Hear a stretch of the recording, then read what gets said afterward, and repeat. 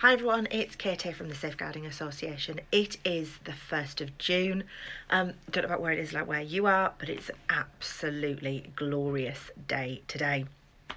And I missed the chance to come on this morning and talk to you on my dog walk because I was being interviewed for a magazine who work with school governors.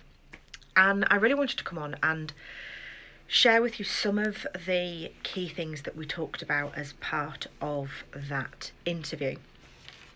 And I was really being asked about whether I thought there were other things people needed to take into consideration, whether there were major changes to practice, things like that governors needed to be aware of. But there were three things for me that I think we need to take account of as safeguarding practitioners or those with a safeguarding responsibility, whatever the sector that we're working in.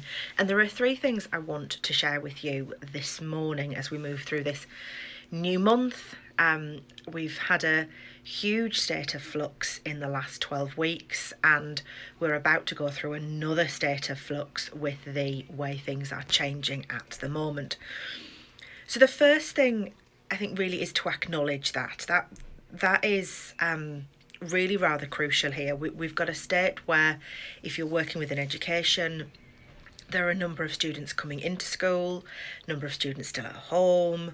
There's a fluidity to when students are coming in and out. Some students are at school, some students aren't at school, families are split. Everybody's got a very different opinion about what they should or shouldn't be doing in relation to this. So that presents its own challenges. And really, for me, the key thing there is to acknowledge that everybody's feeling different, acknowledge that everybody's feeling things are a bit weird and strange, and that we're about to go through another process of having to acknowledge, to understand, and to be aware of those different feelings and those different anxieties that all of this brings up. Everybody will be at a different point. Students, staff, family, friends will all have different views and different feelings around this. So we really need to be aware of that. Secondly, in terms of safeguarding and child protection, nothing's changed. There's been no new rules and regulations around stopping anything we were doing previously. There's been work to do in addition.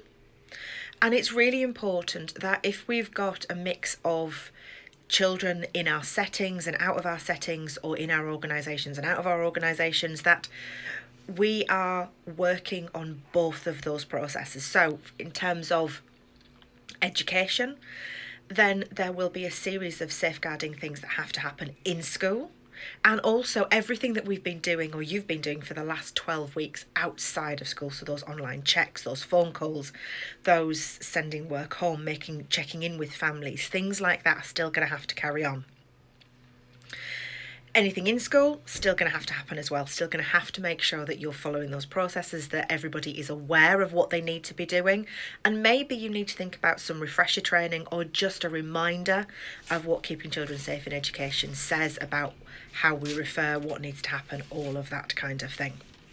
And finally, and this is really crucial for safeguarding regardless of where you work, communication is key. Talking to your staff, talking to your students, talking to your clients, talking to parents, talking to governors, talking to boards, talking to trustees. Keep those lines of communication open. Like I said earlier, everyone's going to have different feelings around this. There's going to be different levels of anxiety that we're going to have to acknowledge and work with. So make sure that you've got those open lines of communication. How often are you talking to people? Is it easy for them to contact you? If you're a safeguarding lead, then you should be contactable in any event. But either way, make sure you've got some good open lines of communication with people. Okay, that's everything from me today, but please let me know in the comments below, what are some of the key things for you? Give me one key thing for the start of June that is your best piece of advice around where we currently are in this weird hybrid system. What's your best piece of advice to other safeguarding leads who are working at this current time, trying to manage this fluid situation? Leave your comments below, and I'll see you tomorrow.